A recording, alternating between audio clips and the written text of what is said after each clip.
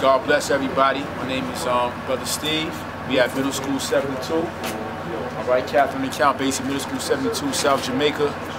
Basically, I'm the in-house suspension coordinator, but I also have a program called the Soldier Mentoring Program. And the whole point of that is basically just to teach our youth how to be soldiers and ride out for peace, ride out for righteousness, ride out for those things that are more uplifting to our neighborhood, rather than riding out for the things that's destroying our neighborhood. That's the whole point behind the soldier program. So basically this tonight, every month, every third Friday of the month, we have an open mic manhood discussion forum where basically we have men, stand-up men, to come down from all walks of life just to build and talk to our youth, just to be able to get our youth an opportunity to be in the midst of wise, men. You know what I mean? Wise black men. Because this school is predominantly African American, some Latino. So it's basically just to try to switch up their role models. Instead of seeing brothers on the street that's talking about war stories and everything negative that they did, this is an opportunity for them to see how real men build and connect with wise ideas. So the kids love it. They love being in the presence of wisdom.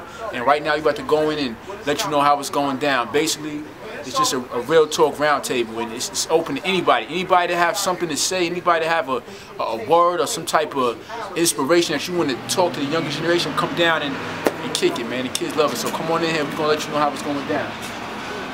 The reason why I chose to be here, because I did make a choice to be here, a conscious choice, is because I wanted to see what you guys, the young guys, had to say. I want to know what you're thinking. I want to know how you're feeling. So that way I better understand how I can help you. The other reason why I'm here is because when I see you, it reaffirms why I live. Because I live to make sure that I'm creating opportunities for you, that I'm in a position to help you, and that I create opportunities for you to grow as young men, and that I am an example that you can walk behind. I want to make sure that I leave an example of what can be, not what should be, but what can be. When I interact with people, I want them to give you a chance because of the interaction that they have with me. That they will give you the benefit of the doubt because of the opportunity that I had to interact with them.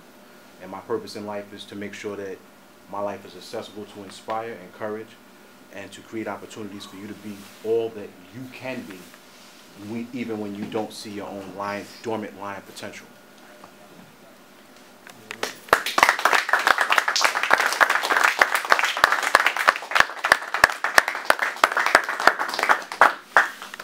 My name is Davia, and I'm here to learn something about my future and my personal life to be an entrepreneur.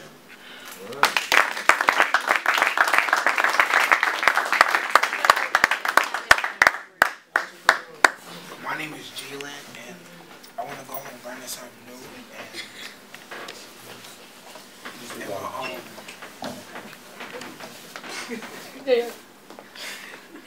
And what I want to become was an NFL player and give back to my community.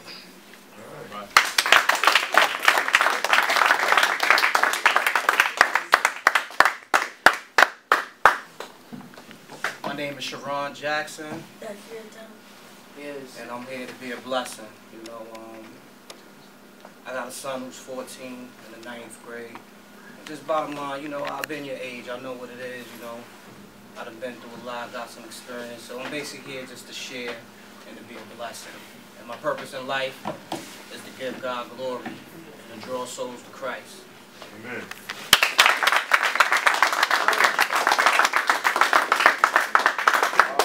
Introduce? Oh.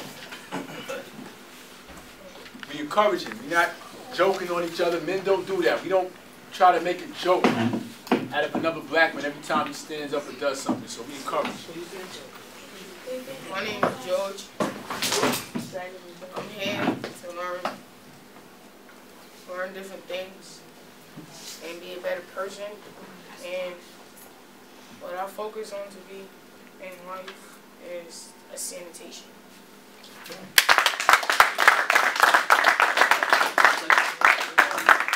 I want to highlight this young man because I met him in Kifu.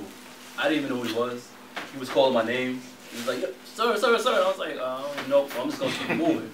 So I come out, I run, I'm about to have my stuff, and he runs up on me. He's like, yo, I remember you. Like, really? From where? He's like, soldier. I was in the soldier program. So I'm like, wow. Like, it completely blew my mind because I didn't, you know, I mean, I'm in Rochester all the time shopping, but I didn't realize that he even recognized me or remember who I was. And I asked him, I said, yo, what are you out here for? He's like, yo, I'm hustling. So I was like, hustling? So then he said, yeah, I'm helping people, you know, when they get their bags, I help them put it in their car, and if they want to pay me, they pay me. If not. So let's just say that day he made $5 off of me. Just off the strength. What are you talking about? Off the strength that just because of the fact that he was so respectful about it and he was upfront, you know, I can carry my own bags. I'm strong enough to do it. I was like, yo, man, you know what? Here, you do the bag. He went and grabbed my bags. Walked. We had a conversation on the way to the car. And it was just, this is how important this whole soldier program is. George, with the red and black on. So I just want to commend him, man, because I want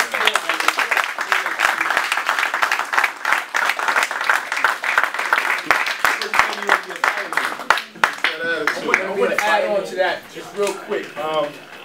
That you said he said if they pay me, they pay me. If they don't, I'm going to still put in the work. A lot of time we always looking to get paid for whatever we do. Sometimes just put in work, and as you put in work and you're doing it with an excellent spirit, the money will come. You know what I mean? That's just how it is. I tell you, you know, this right here. This is my passion. This what we're doing right now. This is my passion. I told you all. This is what God put me on earth for, right? I'm going to do it regardless, all right? My man, Mr. B, came to me and said, yo, you know, we might have an opportunity, you know, start putting some funds in your pocket. You know what I mean? Like, wow, you know, praise God, you know what I mean? But the fact of the matter is, just put in work. Don't always look for, I remember when we went to the Senior Citizen Center. You remember when we went over there? Yeah. Brother John came through and supported. We was serving the older ladies. Who came with us? Who served the older ladies that day? All right. Now, some of you said, is it possible that we could get some summer jobs here? And that's cool. That's all right. But then again, that's cool. But what about just going in just to volunteer and just putting in the work? If they pay me, they pay me. If they don't, I'm just putting the work in. So that was a strong thing. I just want to touch on something real quick that the brother touched on as far as you said you survived the whole street struggle and everything like that, right? Very few. Very few. Now, when I used to teach in Rockaway, a lot of kids, I had a kid say this to me one time. He said, "Yo, Mr. Harvey, man, all y'all talking about, y'all did this and y'all did that, and now y'all good. Right now is my time to do my thing." Like he's saying, it's my time to get gully on the street right now. This is my playtime now. But it's the key thing that you said. Everybody doesn't make it through. I'm not going to sit up there and follow suit. So how many of y'all going to continue to follow the things that already transpired? All of y'all got stories right now that's sitting in this circle that can say wrong place, wrong time situations, right? And y'all know what their end result was. Either was somebody going to jail, somebody getting severely hurt, God forbid somebody dying. Right or wrong? So how many of y'all going to continue to follow those same patterns? That's the question we need to see. I wanted to add on because it was like a different time frame, and I was talking to a gentleman about back in the days, and he was one of the dudes. He was like, I was like a 5-star general. I knocked out a lot of people, whatever. But whatever the case may be, a kid that was my age was locked up with him and said, "I looked up to you," and that's why this that we have right now is so important, because you have men that are not influencing the kids to be knockout artists or gangsters. So when you look at a lot of the videos back in the days, they didn't even blur out the guns or the weed sign. You know what I'm saying? When we were growing up, that you saw the weed sign, you saw the gun, you saw it all. But now it's like things are changing. So now that we're stepping out and we're saying, no, listen, that's the clown over there. You don't have to look up to him to be cool. And that's what I was trying to explain. I was trying to get into that with him earlier, the young man earlier, about why do they look at us as to being, you know, we always mean, we're always upset. Because it is. Black always. Look, we do this because.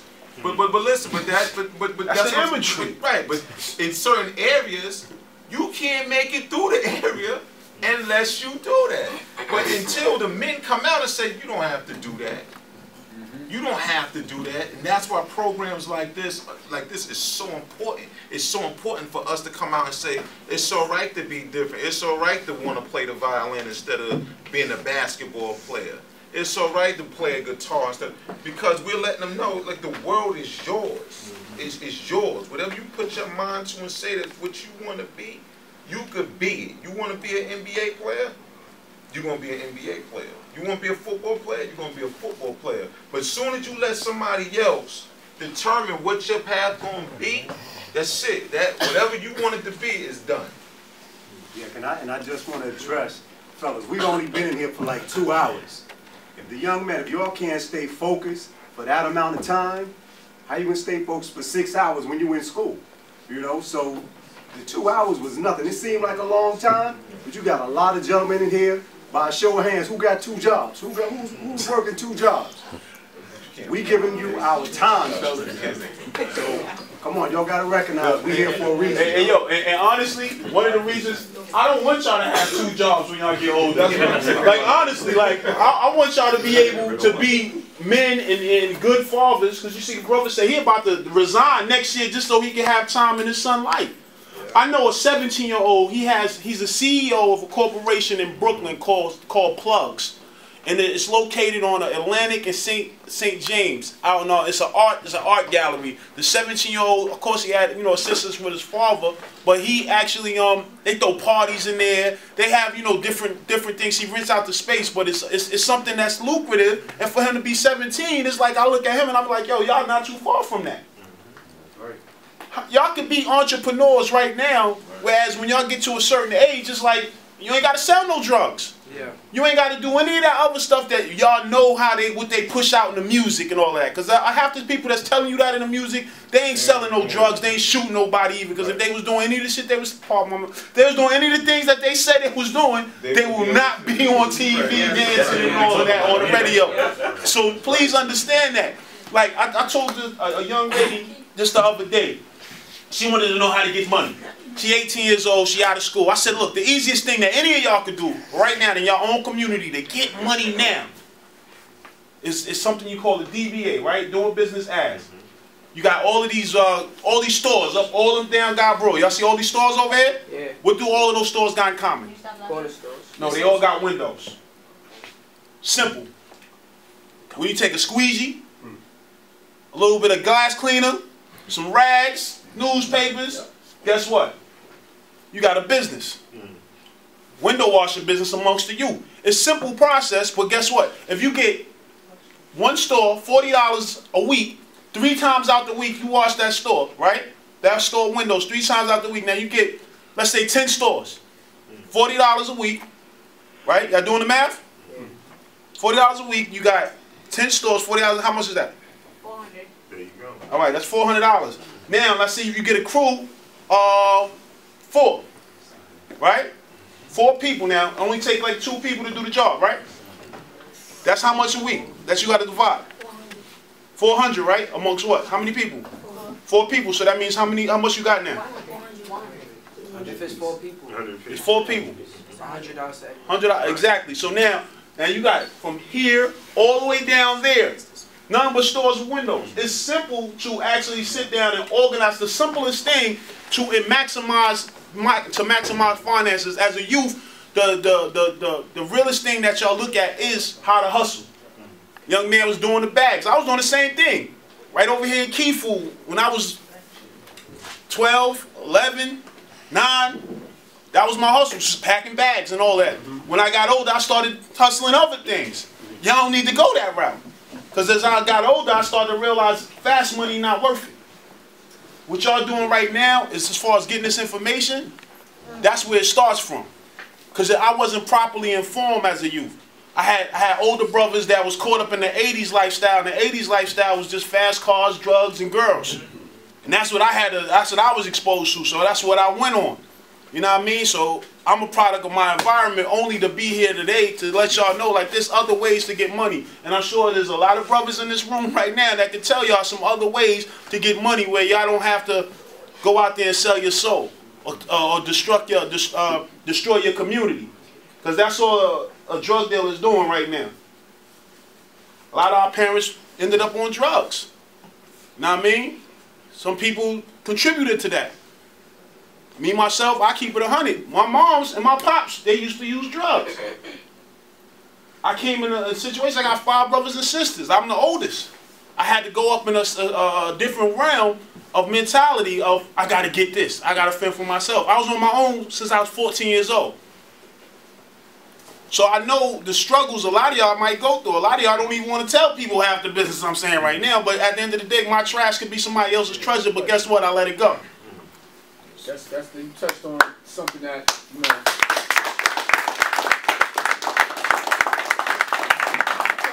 I was thinking about earlier, because, you know, a lot of our youth have excuses as to why we're not succeeding. Whether it be my father's not in the home, my mother don't love me, you know, my parents, I'm adopted. All right, some people have some real problems, but at the end of the day, really, I need y'all to stay focused. I need y'all, Corey, don't look at his phone and all that. Stay focused. At the end of the day, for real, there's no excuses. I mean, it's you know, we feel some of the things that you all are going through at home sometimes. You might have abusive parents, whatever. I don't know. All right, some kids tell me they think, some kids don't. But at the end of the day, it's never an excuse not to succeed. You can handle it. You can handle it. So I don't know if anyone under men, you know, the brother just told you what a struggle that he had to endure, you know, growing up. You know, I had to endure, you know, peer pressure as well growing up. You know what I mean? I told a lot of you before in the past meetings, you know, the first time, you know, I had sex was, 18, and that was only because of peer pressure, really. I really didn't want to start having sex like that. But my peers around me was throwing the pressure on so hard, oh, you a virgin, all these different jokes. I felt pressure that, yo, I had to do something. So when I come around, I can say, yo, I did that, and I can get in the conversation. That wasn't all it was, though, bro. Huh? It wasn't just that. That was the main thing, though. I know puberty had to be kicking in, though. Yeah, true, but I wasn't pressed to do it, though. You know what I mean? For real. I wasn't pressed. But the only reason why I actually went forth and did it, for real, was my peers. I wasn't pressed to have no sex. You know what I mean? Drugs, weed, you know, stay focused. You see what I'm saying? Smoking, drinking, all them things, for me, peer pressure. Yo, son, go smoke that. Yo, you can't say you don't like something if you never tried it. Yo, son, yo, let me see. Yo, hold that down. Yo, you can't hold your liquor. Oh, son, weak. You know, so you got to show brothers that, yo, like you said, ego. I got to show dudes that, yeah, I know how to hold my joint, too, and stay focused. And not fall out and get all crazy. You know, so I'm just saying, I dealt with a lot of peer pressure, man. You know what I mean? And I had to find a balance to be able to stay focused on what I knew I wanted to do in my heart. Like what Chris said, I wanted to make my mother proud. That was at the end of the day, that's what I wanted to do. Y'all just like how we was, man, for real. And I applaud these gentlemen for trying to get it out of y'all. Like, how old are you, Paul? You, right there, you. Look up, you. How old are you? When I was your age, my father used to beat me and kick me down steps. Beat me, I'm talking straight up, like rock me, put me to sleep. The only way my mom's left him is because child welfare said, yo, I'm gonna take your son if you don't leave this man. Broke my jaw when I was like 6 years old. You feel me? Raped my sister. My sister was 11. Frequently. So whatever it is that y'all sitting here harboring, you ain't gotta go through all of that, because that's pain, man. And you cannot come out of that pain without speaking. And you got men here that have been through it, incarceration. You understand what I'm saying? Physical abuse, mental abuse, verbal. Verbal hurts too. Things that people say to you could scar you on so hard, and it could bring your self-esteem down and think that you're worthless. You understand what I'm saying? But I'm going to let you know, for whatever anybody ever said to you that was wrong, my dude, they wrong, fam, and I'm sorry. And if you got a man that ain't stepping up being that dad that he should be, he's losing out on you.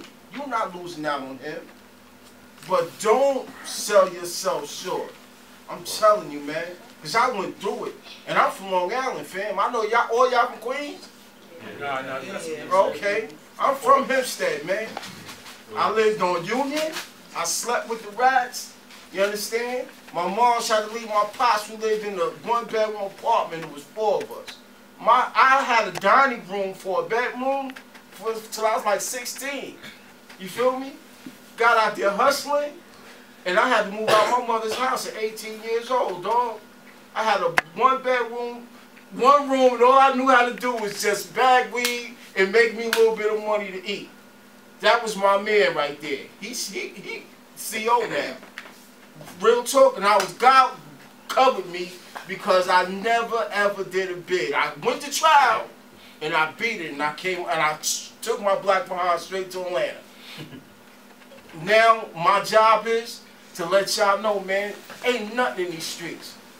All the drug dealers and all these rappers, they fronting. I work with them. I hire them for shows. I'm a promoter. I'm one of these dudes out here that pay these dudes. They front, man. Don't get caught up in that. Don't get caught up in that. It's not real. Maybe they goons might be a little something, but that dude that's rapping, he ain't doing nothing, man. But I want y'all to open up and express yourselves, because that's the only way you can heal. And these brothers is pouring out to you. They pouring out. It's hard to get a black man to do something right today. Am I right? Y'all know it, right? Come on, man. Y'all have some.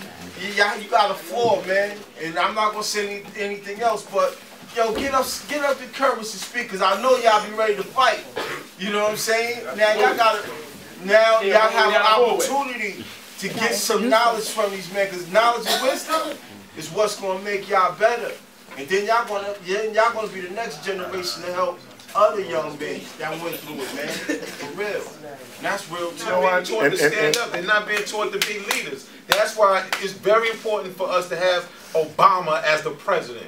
Because that influence, it's a black president. The world, like, a black president. They don't see us as being able to be leaders. Yeah, and you know what, so the kids that we're producing, they're like, oh, I'm not even looked at to be a leader. So how do we expect them to be able to want to stand up and voice their opinion and try to be a man? They're taught that black men are not, we're criminals, we're thugs, we're not fathers, we're not. Come on, this is what we're being taught. So that's why this right here, with men coming out and saying, listen, we're going to teach you how to be men. Yeah, and I just want to add too, and like you said, you know, when you said as far as about like, they don't see that as being like attractive qualities for men. But see, what happens is the definition of a man. Right. See, when you say I'm sorry to somebody, right, that's showing vulnerability. Right? And oftentimes we haven't got, because the brother said something very key as far as the age is concerned, because, you know, just psychologically, you know, that's what they call the identity formation age. You understand? For, you know, kids within that age group right there, right? When you're struggling to find out who you are, all right? One thing that I've always known is that, you know what? Me being vulnerable, that's my biggest strength. Me saying I'm sorry is a strength for me. Why? Because I'm allowing myself to grow. I'm allowing myself to change. You know, and the fact that, you know what, when we're all out here, and again, I continue to come back over to this side. Excuse me, brother, for reaching. And you know what, I just have to point that out. See, what I just did right now, just respected his space, and I respected him as being a man here. All right? And again, there's nothing wrong with that. You know, now we got a better relationship with each other based on that. But I come back over to this group here because of the fact that, one, you stood up, man, and you said something. You said that you are part of an organization. And the thing is, we're all a part of this community. And one of the biggest goals that we have to do is be accountable for each other, which is also what Mr. Harvy was saying, and the other brother was saying up over here, and Mr. B was saying too, being accountable for each other. There's nothing wrong. Just imagine if my cousin, that 13-year-old boy that I said that was shot on the streets, if somebody would have stopped him and asked him, what are you doing outside at this time of morning? Just one person. And he passed by several people because there were several people that witnessed it. So y'all witnessed it, but nobody asked him? Because you know what? That one thing could have saved his life. So you don't know. You could be somebody's savior. You could save this brother's life over here. The information that the brother was talking about as far as being bullying or whatever, although he's not dealing with that right now, but somebody else in here is. I'm going to look directly at you, young man. Your critical thought process has to be important. If somebody steps on your sneaker, the way you're going to resolve your conflict is by using violence. If that's the only resolution that you have, it becomes a pattern, which means that you're now going to become part of a system, the system that takes you out of play, a system that expects you to act that way, a system that wants to put you in the system so they can eliminate you from the game of life. So this is what this forum is about. We have to be better critical thinkers as to, if somebody stepped on my shoe, it may be wrong, and I may be upset, but how I respond to what he or she did to me is important, because if I overreact, then I'm going to assault this person. I may get arrested depending on how far I go when I overreact, and now I got to answer to that. And now guess what? Now I get caught a charge. Now I'm in the system. Now I'm out of the game. So you really have to be critical thinkers in how you deal with conflict resolution.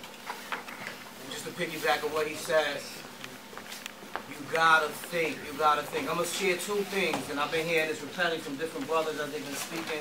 I got a saying that practice make permanent. And whatever you do, it becomes routine. Certain things you start doing it without even thinking, because you've been practicing it for so long. So to say with this, I learned, you gotta think sometimes for the next person. I had the opportunity, people presented me, they wanted me to be a leader of a gang. And I thought about that thing. It looked cool, it looked like where I could have power, but I thought about what we've been talking about, leadership. I said, I know if I got a whole bunch of brothers over me, if you say something about my set, I'm going to put it in, I'm going to go in, and I just start thinking about all the time I'm going to do for trying to represent and show love for people at the end of the day. All they're going to say about me is, yo, he put it in, son, represented, while I'm doing 25 to life. And I said, yo, that's stupid. The first time I went in jail, I got a beef with a dude. He pulled the gun out on me, he talked all this tough talk. I gave him the business. When the police came, he pointed the finger at me. And I did a bid for that. And that was my first thing to learn. Like, I can't pop off on everybody that ice grill or run their mouth. I gotta think, like, you know what, is he worth me going to jail like this brother said? Is he worth me getting kicked out of school? Is he worth me not being with my children? So even as I speak to y'all, is that person worth you getting kicked out of school? Is that person worth you getting kicked off the basketball team that you love? And one thing I learned that even with practice, and we can ask y'all questions, I've been here, where people say, what you gonna be when you grow up? And I tell them this and I tell them that. I've been incarcerated where they say what you gonna be, and I know that they looking for a bright answer, so I give them a bright answer. And like you heard them say, I never believed in the stuff I told them. I was just talking. When I left the room like this, I was going to do the things I like to do, but I knew how to play the room scenario. But when I get out of here, my heart was somewhere else. And this is what I mean, routine. I got used to me fronting to myself. So even y'all got an opportunity where, yo, don't front to yourself. Start practicing now. Discipline, how you heard the brother telling you, practice discipline now. If you silly now, you're going to be silly later in class. It's natural. But if you practice now discipline, guess what? You're going to be disciplined later. So what you practice, when you play basketball, the more you take a shot, dribble, the better you get. When you do push-ups, it might hurt, but the more you do, the more you can do that. And I share this when I'm in the juvenile when it comes to God. People always say they don't understand. The more you pray, the more you read the word, the more you seek him, the easier it is to serve him. Amen. But you got to put the work in. Amen. With that, I'm good.